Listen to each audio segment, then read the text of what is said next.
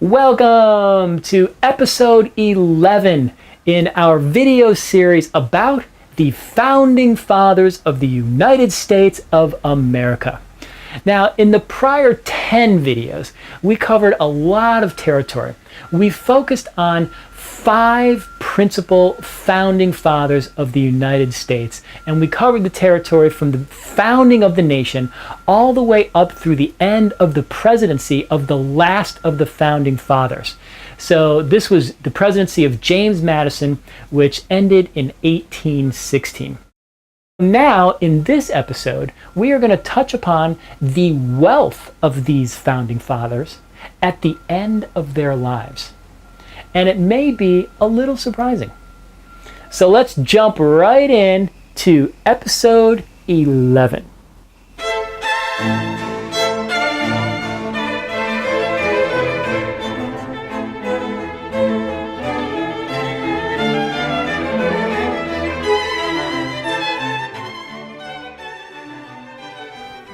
One interesting aspect to consider is the wealth of our founding fathers and what happened to their wealth during the course of their lifetime.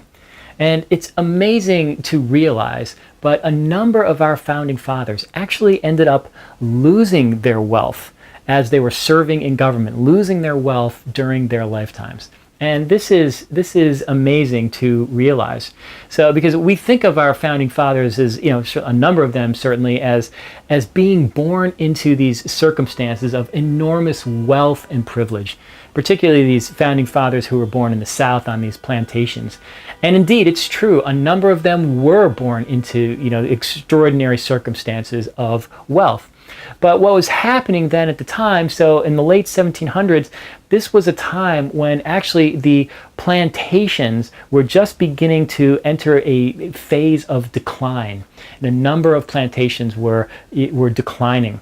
And the reason for this was because prices of the commodities and of the products that they were producing were falling on markets and world markets. So the reason for the creation of these plantations, like a generation ago or 2 generations ago, was because the prices could support these plantations. So these plantations were growing products, crops like tobacco, in particular tobacco. So tobacco was what had these huge prices that could be tobacco could be sold for in the markets, including the world markets. So it made sense to build out these huge plantations with these huge fields that required all this labor and all these slaves and all of that. Because the prices of the tobacco and these other crops were sufficient to support that. So these planters made huge fortunes. But then when the prices of these goods fell in the markets, like tobacco, well, then all of a sudden these plantations could no longer make a go of it. So because the prices were insufficient to support these huge plantations and these huge operations. So these plantations kind of became dinosaurs, and they entered into this sort of era of decline. So this sort of affected some people's outlook on slavery as well, because what some people were saying in slavery is they're saying, listen, let's not push this issue of slavery because slavery is dying out anyway. These plantations are dying out anyway. So if you force the issue of slavery right now, it's going to end up worse for everybody, including worse for the slaves. Because if you force the issue of trying to ban slavery, you're just going to have disunion. The South is going to break away and form their own nation. Slavery is going to become even worse in the South, and you're going to have potential war here, and war is going to be horrendous for everybody. So instead of trying to force the abolition of slavery, look, the plantations are in decline. Just let that die its natural death, and then slavery will end all by itself. And then what will replace it is you've got this industry in the North that's developing, so manufacturing and commerce and all of this. So what's going to happen is these slaves will be absorbed into the labor market, into paying jobs where they will receive wages, and then you will have a normal functioning economy. Everybody will be happy. Slavery will come to an end, and this is a much better way of ending slavery than trying to force the immediate abolition of slavery and having it result in a huge war. So this explains why some people's approach to slavery was to sort of let it die its own death. And there's some legitimacy to that, because it did seem like slavery was on the decline with the decline of these plantations. However, what these people did not anticipate was the invention of the cotton gin. So this is in the late 1700s, and the cotton gin changed everything. So what the cotton gin did, it was sort of this small, simple machine, but what it did was it separated the cotton fibers from the seeds, and that's what you needed to do. So it's the cotton fibers that can be used to make fabric then. But what you had to do was separate the fibers away from the seeds, and this was extremely labor intensive. So before the cotton gin, so if you had like 2 or 3 slaves who were separating the fibers from the seeds and cotton, in a day's work, after a day, they would be able to produce about 2 or 3 pounds of cotton at the end of the day. But once you had the cotton gin, with these same 2 or 3 slaves working the cotton gin, it would produce 50 pounds at the end of the day. Okay, so that is a huge increase in productivity, right? From 2 to 3 pounds a day to 50 pounds a day. So this is a huge increase in productivity. So what happened was these plantation owners said, this is a bonanza here, right? This is like a gold mine. They could make a huge amount of money by planting cotton. So this turned everything around. Where the plantations were in decline previously, now all of a sudden they switched the crop. They started planting everything with cotton, and all of a sudden the plantations turned around and experienced a huge boom and huge fortunes and everything. It's huge expansion and everything. It was all due to the cotton gin. Right? It's sort of an amazing twist of fate here that the invention of the cotton gin is what led to the increase in the plantations. It completely changed the trajectory of the plantations. And it also, some argue, it led to the increase in slavery. So slavery was on the decline and likely would have just burned itself out, but the invention of the cotton gin caused an increase in slavery, and some suggest that that is one of the causes that led to the Civil War. It all came down to the cotton gin, which is amazing to think about. So was sort of what was happening in the plantation world. But our founding fathers did not catch this wave. They did not catch the wave of the cotton revolution here, because they were earlier. So their generation was in like the late 1700s, early 1800s. So the cotton gin was invented in the late 1700s by Eli Whitney, but it didn't really take effect until a couple decades later when it really got going. So it wasn't until like the 1820s or 1830s that you saw this tremendous increase in cotton and this tremendous increase in slavery. Now you might be thinking, well, wait a minute, why did you need more slaves? If the cotton gin was increasing productivity with fewer slaves, you'd seem like you wouldn't need many slaves.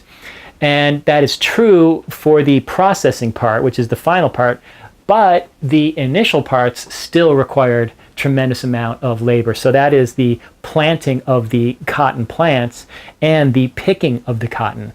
So planting the cotton and picking the cotton, that still required huge amounts of labor, and that is where the slave labor was needed.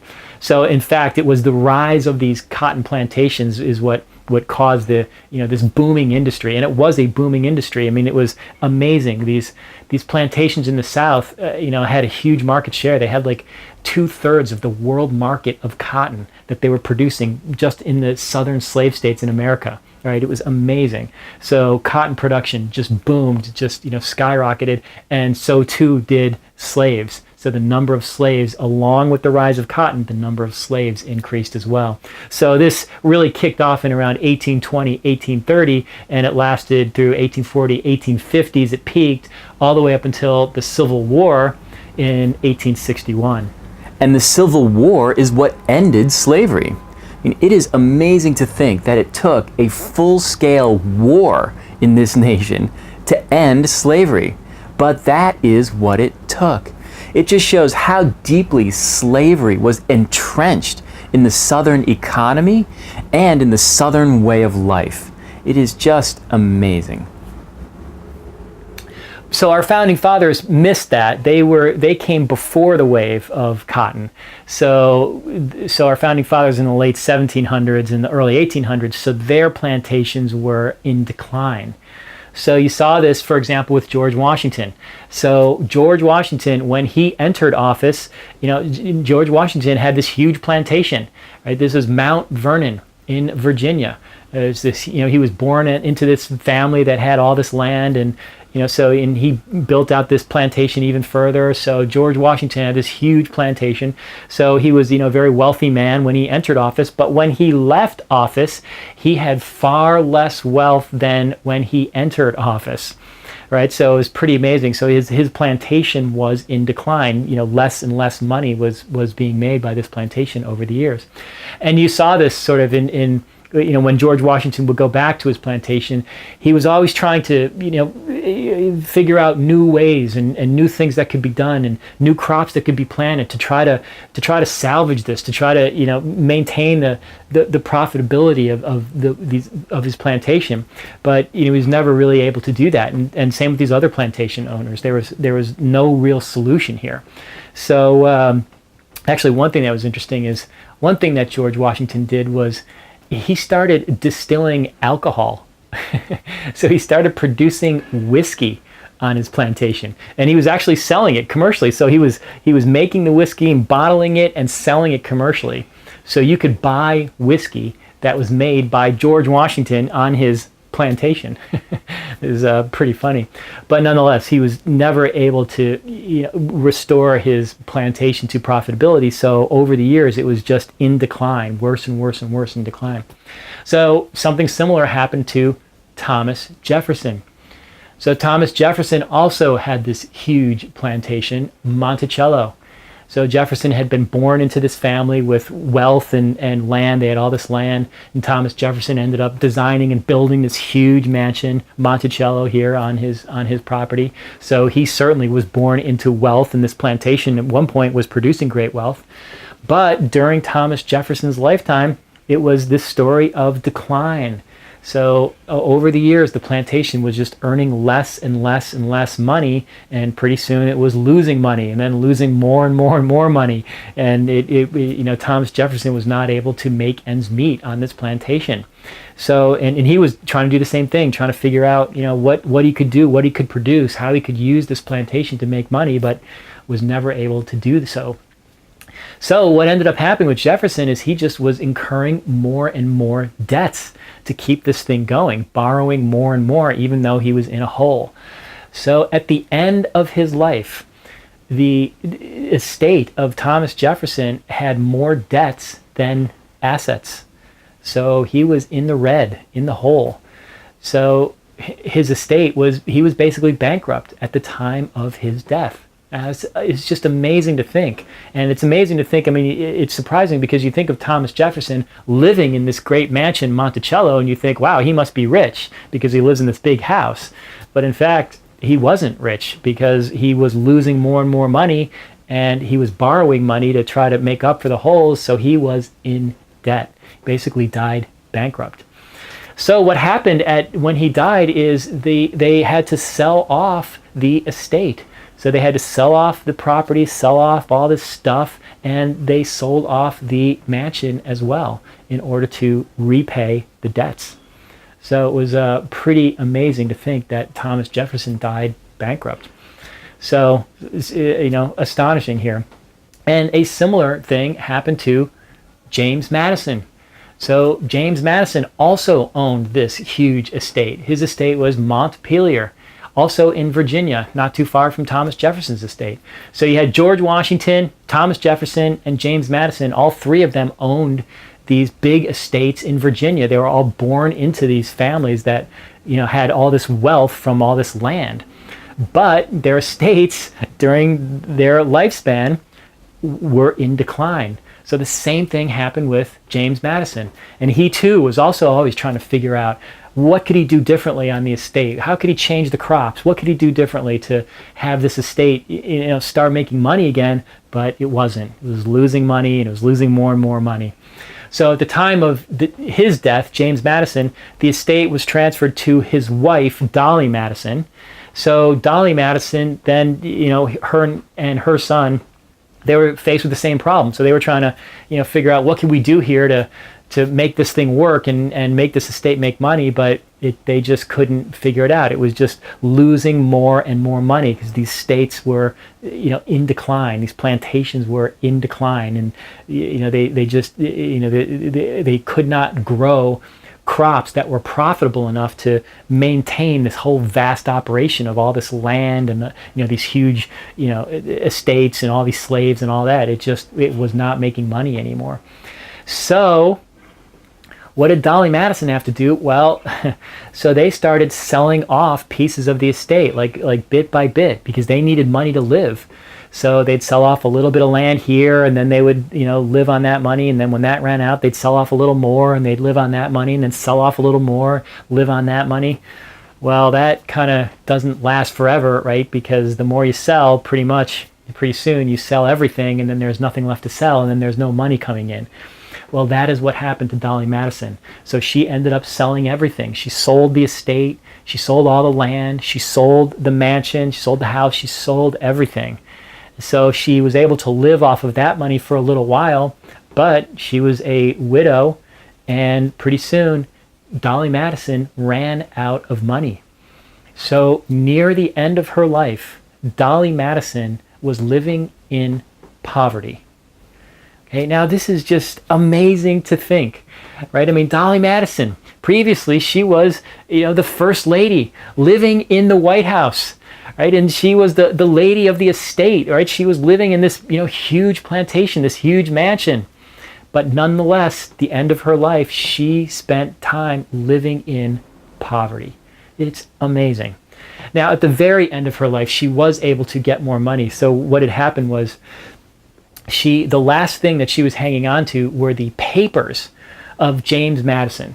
So these were the personal papers of James Madison. So these were like his letters, his correspondence, and the notes that he kept from the Constitutional Convention, right? So he had all these papers, and he knew what was happening here. He knew his estate was in decline, and he knew his papers would have value. So he actually spent a lot of time collecting them and preserving them with the idea that one day they would bring money into his wife and his family. So he did this intentionally. So Dolly Madison spent some time trying to sell his papers, but nobody would really buy them for a while, and nobody would pay any decent money for them, so they weren't worth a lot. But finally, Dolly was able to sell these papers to Congress. Congress finally agreed to buy these papers from Dolly. So at the end of her life, she did receive some money for those papers of James Madison, and she was able to live on that. But nonetheless, it is just amazing to think that near the end of her life, Dolly Madison was living in poverty. Okay, amazing. So those were some of the founding fathers who lived on plantations, but we had a similar story with some of the founding fathers who were up north as well. So John Adams, he also had financial difficulties. So he was from up north, from Massachusetts. And what happened to John Adams? So he was a lawyer earlier in his life before he went into government service. Right? This was part of it, is that part of it was plantation, but part of it was these guys were dedicating their lives into government service, which didn't pay a lot. So John Adams had been a lawyer, so he saved some money up from when he was a lawyer, saved this money up for his retirement. So at the end of his government service, he went back to his home in Massachusetts, and he was living on this money that he had saved for his retirement. But we're all only one event away from calamity here.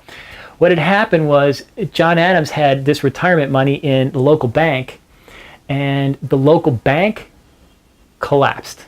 It went under. Okay? So the local bank went under, so John Adams lost all of his retirement money. So this was $13,000. So that was it. John Adams lost that money, and now he had nothing to live on. So John Adams actually had to turn to his children for financial support at the end of his life. Okay? It's amazing. Another founding father here who had no money at the end of his life. It's amazing. And something similar happened to Alexander Hamilton.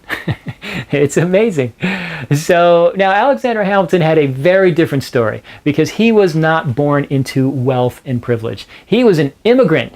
He came to this country as a young man, like 16, 17 years old, something like that, penniless. He had no money when he came to this country, so he earned everything on his own. But he spent his career in government service, right? So he started in the military and then he went into the Washington administration. So much of his life he spent in government service. In fact, money and money problems was the reason that he left the government. So Alexander Hamilton was the Secretary of Treasury, the first Secretary of Treasury in the nation's history under the presidency of George Washington. But he did not finish out his term. Hamilton resigned his position as the Secretary of Treasury because he needed money. So he's like, look, I've got a family. I spent my career in government. I don't have very much money. So he resigned his government position to practice law. So he went into the private practice of law, basically practicing law out of his own home down on Wall Street. So he had money concerns as well. And so he was able to earn some money here in this private practice of law. So he built up some money, and so he had some financial security.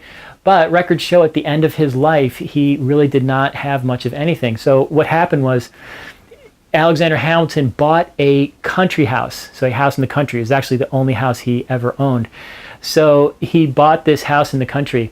Now, the country back then, it was still in Manhattan. So Alexander Hamilton lived in New York City on Manhattan. He lived in New York City all his life.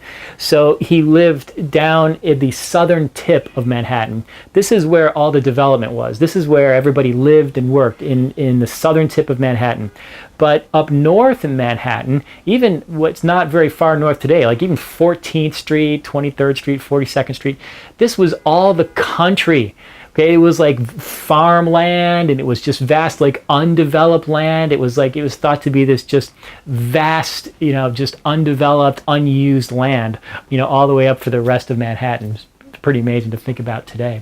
So Alexander Hamilton bought this property, which is today up in Harlem in New York City. So it's up around 140th Street, around there in that area.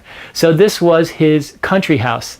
It was a nice house, but it wasn't some huge house. It was nowhere near on the scale of like Jefferson's Monticello or anything like that. So it was nice, but it wasn't huge. So it turns out that this house, basically, he spent all his money on buying this land and building this house. And it nearly bankrupted him. So, and this was near the end of his life because he only had 2 years in this house because he ended up dying only 2 years after this house was built, and he basically almost bankrupted himself building this house. So at the end of his life, Alexander Hamilton had very little money as well. So when he died, the house was passed down to his heirs, but he didn't have much of an estate, so his heirs were not able to support it. So the house ended up falling into decline. They had to sell it, and for many years the house was just in decline. So today it is, I think it's the part of the national parks, but you can go and visit it today. But nonetheless, it's just interesting. Again, Alexander Hamilton at the end of his life also had little money. So it is just amazing to think here that we think of these founding fathers as being, these hugely wealthy people, and in part because we go and visit their mansions today like Monticello and we see, wow, this is extraordinary wealth. But at the end of their lives, many of these founding fathers had no money or were bankrupt.